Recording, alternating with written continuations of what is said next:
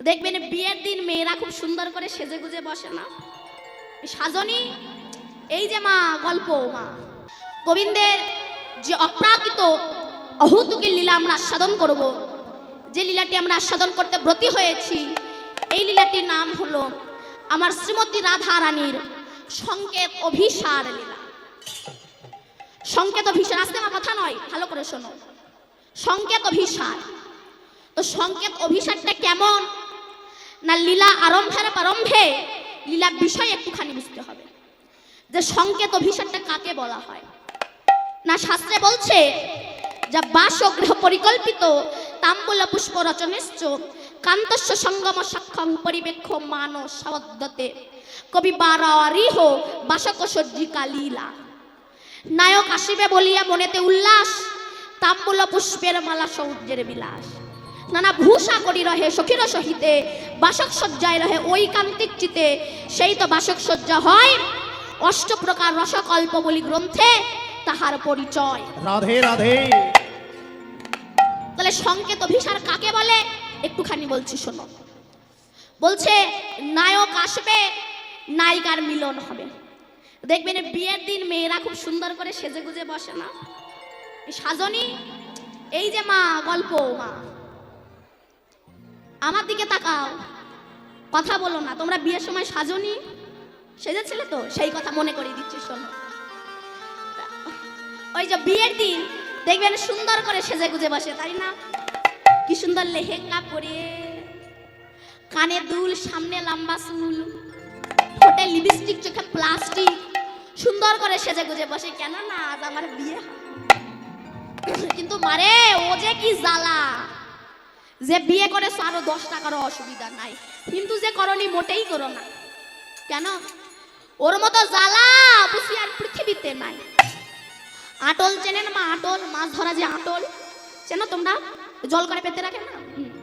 দেখবেন ওর ভিতরে মাছ যখন ঢোকে লেজা নাড়াতে নাড়াতে ঢোকে।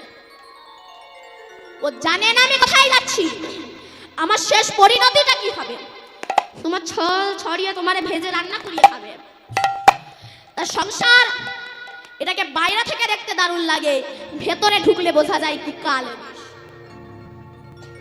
ভেতরে ঢুকলে দেখবে যখন কারোর বিয়ে হয়, সেই বিয়ে দেখলে মনের মধ্যে খুঁতখুত করে না, আমার কবে হবে, আমার কবে হবে।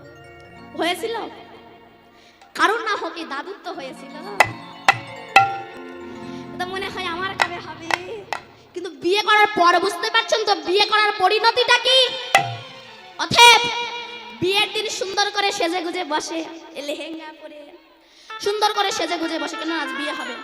ওই তা সেজে গুজে বসে, অন্য কারোর বিয়ের বরের গাড়ি গেলে ভাবে ওই বুঝি আমার আসছে। তার ড্রেসিং টেবিলের সামনে বসে বান্ধবীর সঙ্গে গল্প করে বটে, মন থাকে কিন্তু রাস্তায়। কেন? ওই আমার বর আসে, ওই আমার মিলন হবে, ওই মিলন হবে। শোনো,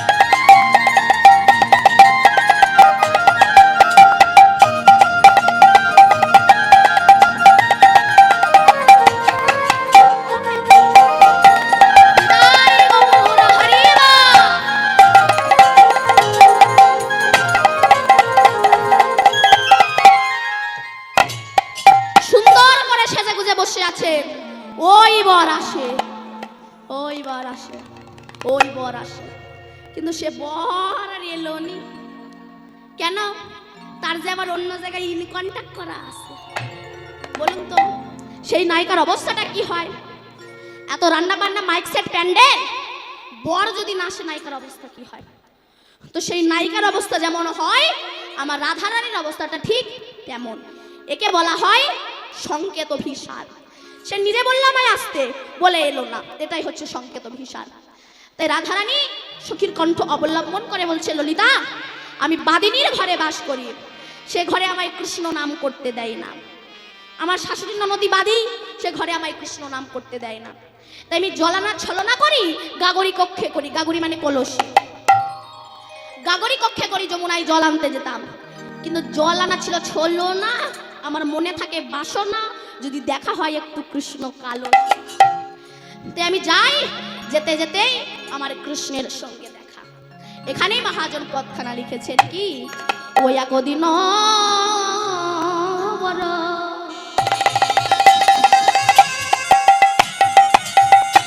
বড় নাগর শেখর বসিয়া কদম্ব তালে একদিন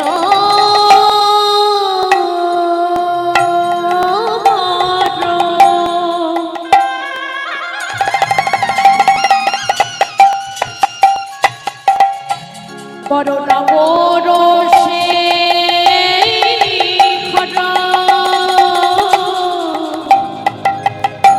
বসিয়া কদম্ব তলে।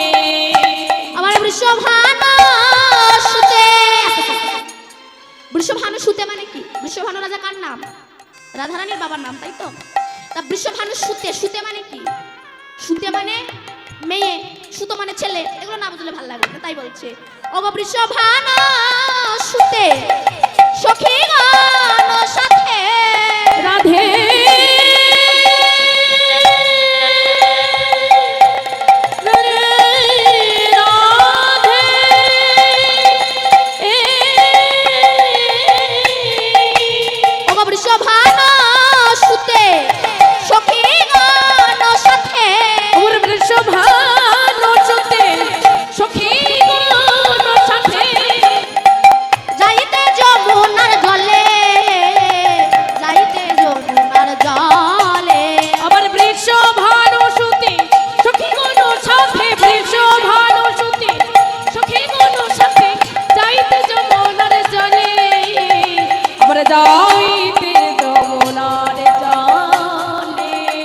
বৃষভানু রাজার মেয়ে সখীদের সঙ্গে জল আনতে যাচ্ছে, তো কিন্তু মনে বাসনা, যদি দেখা হয় কালো সোনা, তা যাচ্ছে।